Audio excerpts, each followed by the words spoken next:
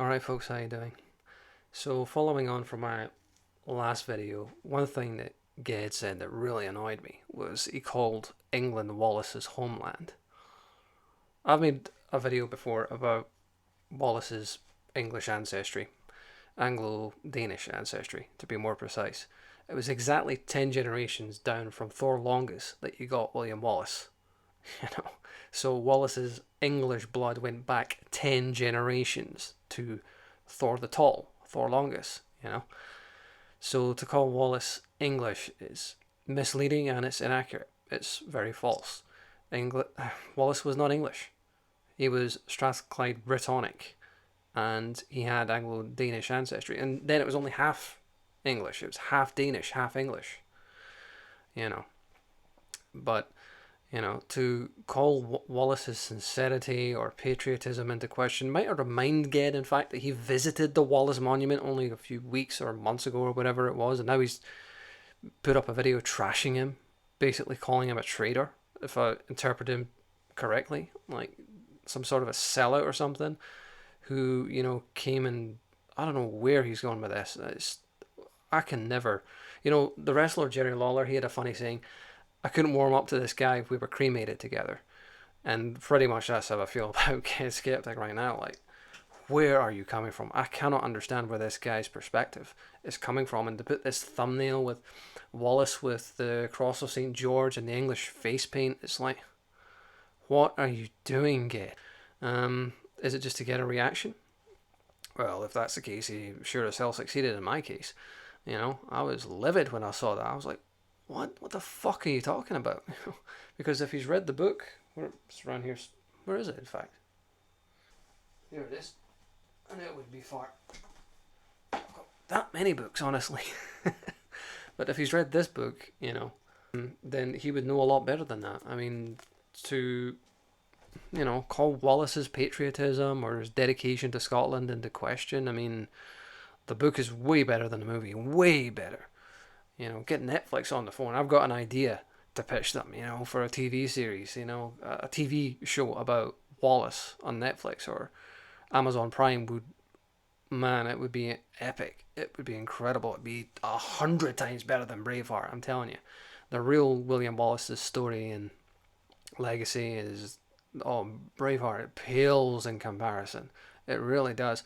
Now, I've made videos about Wallace, many of them on this channel, and in them I have been fairly critical of Wallace, but you do have to kind of realise that this is the early stages of his career.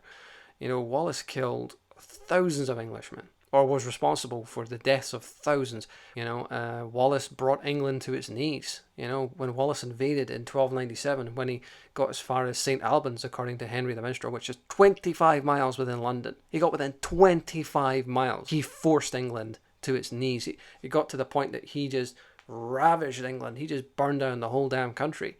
The point that no man, no knight, no lord was willing to go talk to him at St Albans because, they thought if they entered Wallace's presence, they wouldn't be walking out of there alive. And to be fair, they're probably right. They had to send the Queen of England. They had to send Margaret of France, the second wife of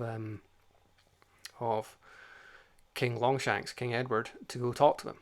Because any man who showed up would probably turn up dead. He literally had this, the great mighty king, that we hear about, Longshanks. He was sitting behind his castle walls in London, quaking with fear, too scared to go out and talk to Wallace. He was scared to death of him. We'll get to all this when we get to the chapter. I'm kind of spoiling my own videos actually here, but, I need to make the point that there was no English knight, lord, or captain, earl, baron, whatever, who wanted to go negotiate with Wallace when he was in England with his army, which was 60,000 strong. You hear about the Battle of Flodden. It was like the first time we ever got 40,000 men together. No, that's not true. Wallace rallied the whole Scottish nation behind him, and he wasn't even a knight. It was after his return from England, after the English negotiated a settled peace, that he was knighted around about Christmas time in 1297. It was in December, and it was actually Robert the Bruce who knighted him, the Earl of Carrick. So don't pay attention to people like Ged Skeptic who read one thing out of a book completely out of context and think that they are a genius and they know everything. They don't. He doesn't. you know, and it brings me no pleasure to embarrass the man, but, you know, when you think about it, he's pretty much embarrassed himself, because if he's putting things out there on a public forum like YouTube, then he's left himself wide open for somebody like me who knows better to come and shred his argument to bits. Get your head on properly, Ged. What the hell are you talking about?